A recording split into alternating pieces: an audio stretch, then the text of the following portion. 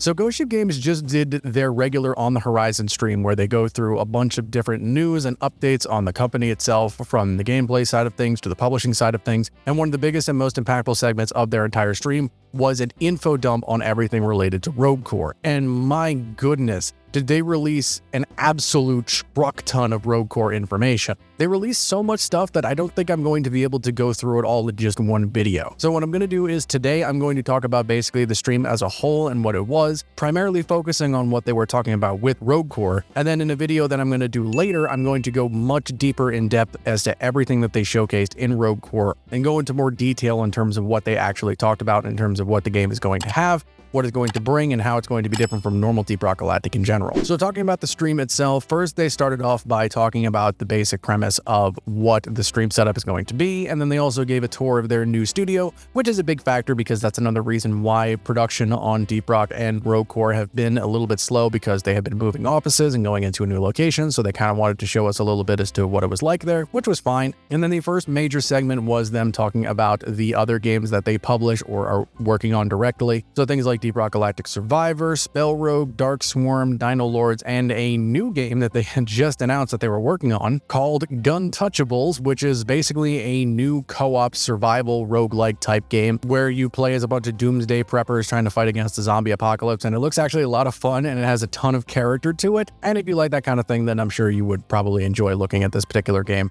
But we want to talk about DeepRock, and we want to talk about Rogue Core specifically, so I need to get through this relatively quickly. Then the next thing that they wanted to talk about was the new merchandise that they had finally put out for DeepRock, which is actually really cool. There's been not really any official DRG merch up until this point, so now that we finally have some, it's actually really cool what they decided to make. Now they have a whole official merch page with things like stickers, pins, keyboard keys for when you want to make your V key for Rock and Stone specific, a Abyss bar, Bluetooth speaker, the t-shirts that you've seen the crew wearing on several of their live streams that have all the classes on them. You can now officially get those, as well as loot bug piggy banks, which actually look really cool, and I kind of want one myself, to even a brand new line of actual mugs based off of the DRG beer mugs that you can use that can actually store liquids and are safe to clean, safe to drink from, that are apparently going to go on Kickstarter sometime next year, and they won't be out until later on that year. So keep in mind that those aren't going to be out for a while, but you can go check out the Kickstarter and back them now, which I know I'm going to because I desperately really want one of those. And then after all of that, we finally got the Rogue Core news dump that we have been waiting for a long time. We really haven't gotten a whole lot of information on Rogue Core for a while, ever since Season 5 came out, because they've been putting all their attention towards it. But now we have a much bigger in-depth look as to what Rogue Core is actually going to involve. They did a lot of things, and they started off by giving us a little bit of a teaser trailer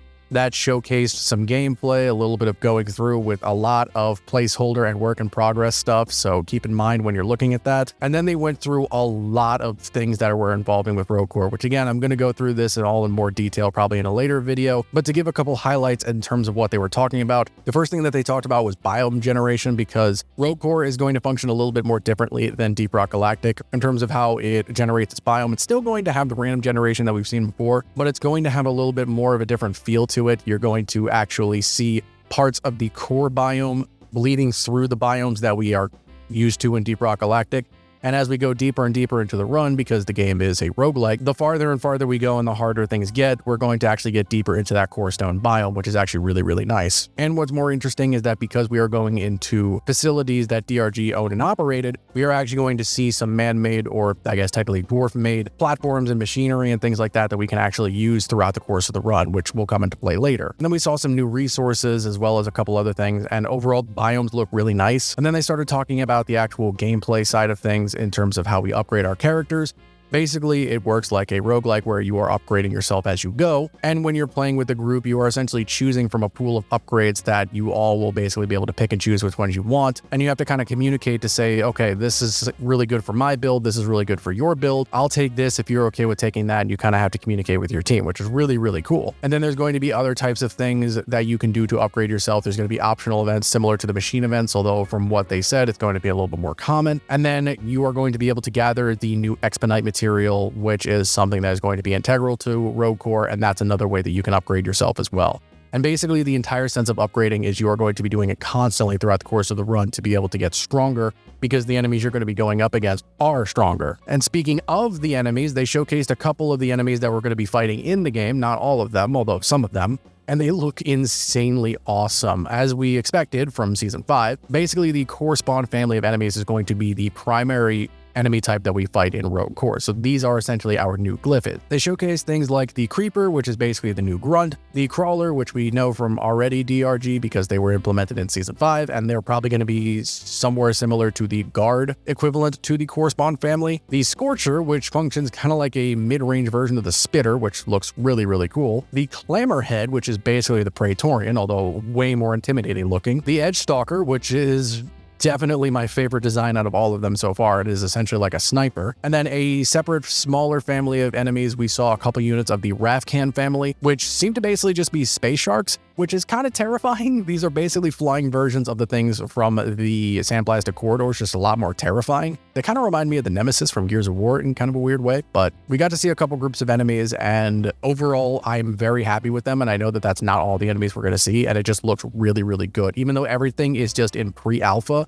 it still looks phenomenal. And then they showed us a little bit of our new hub area, the Ramrod, which is a spaceship instead of a space rig, and it looks really good. Even though it's not very textured, it's not very fleshed out, the areas and the stuff that we did get to see, or the places that they did showcase, were actually really nice, and I'm very excited to see what a fully fleshed out, fully rendered, and fully furnished version of the Ramrod is going to be. And then the last biggest thing that they showcased was the class system, and weirdly enough, for a while, I figured there wasn't going to be a class system because of just the way that the game functioned. It seemed to be a lot more of a sort of pick your own sort of class, but here they actually said that yes, there is going to be a class system in Rogue Core, and there are going to be more classes and different classes than the ones that we saw in Deep Rock. They said that currently they are working on 5 classes, but that they plan on adding more before the game's release, and they're not really sure how many are going to be in the normal game. But they showcased 2 of them, or at least 2 of their abilities.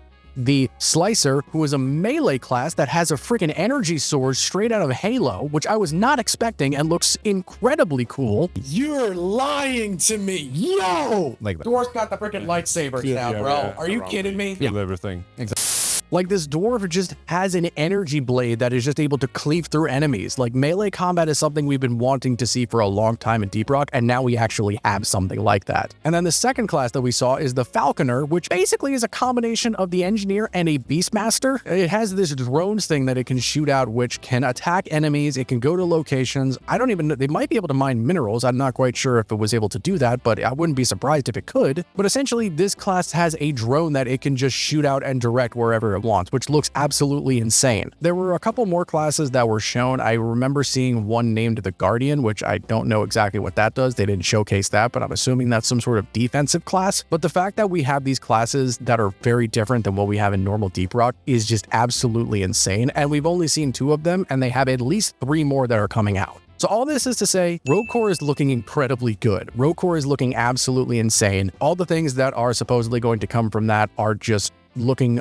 phenomenal. The fact that everything is in pre-alpha right now and still looking this good has me convinced that this game is going to be phenomenal, and it has also made me convinced that they can take as much time as they want, and they can not abandon, but at the very least take a pause on Deep Rock production for a little while. Season 6 can wait. The perk rework can wait. All this kind of stuff can wait. The things that I saw from Rogue Core are looking phenomenal. Again, I'm going to go into a lot more detail with a lot of these features and kind of go through a bit by bit of examining and looking through everything probably sometime next week, so stay tuned for that video. But I just kind of wanted to give a brief synopsis as to what happened on the stream itself and say that Rogue Core news has officially begun. This is only the beginning of stuff that we're going to get. I will say that they did a Q&A at the end, and of course the question of early access did come up, and they did say that it's probably not going to be until late next year, so 2025. But they did say that between then and now, they do want to get a closed and then eventually an open alpha setup so that way people can play it and see what the game actually has in store for it. And they want to get that started sometime by the beginning of next year, so it won't be too long before you'll be seeing actual Rogue Core gameplay, at least to some degree. And the hype for Rogue Core is here. I am all for it. I think everybody is all for it, and this was something that we really needed. We really needed to see a lot more information for Rogue Core come out, and the devs had kind of been dropping these little breadcrumbs every now and then for us for a little while, and now we finally got a full-blown info dump and got to see real gameplay, or at least in some form gameplay, and I cannot wait to see what the rest of Rogue Core is going to be like or what else they're going to release. within the next couple of weeks or months, showcasing more stuff coming to this game, because this is only the beginning. But in any event, I just kind of wanted to go through a brief summary of the stream itself and talk about the kind of stuff that they'd mentioned, because it wasn't just Rogue Core that was talked about. There was other stuff that was mentioned, but I know most people are actually excited for Rogue Core, but there was still some cool stuff that was shown. And stay tuned again for later videos where I'm going to be dissecting basically everything that I saw regarding the footage and information that we saw from Rogue Core. And I hope that you guys are just as excited for the game as I am, because this is going to be the next step in DeepRockGalactic's evolution, and I cannot wait to see what happens with it. But anyway, I hope you guys found this video informative and entertaining. If you did, please be sure to let me know by hitting that like button, and consider becoming a member and subscribing today, as it really helps me out a lot. Rock and Stone Miners, I will see you in the next Rogue Core video.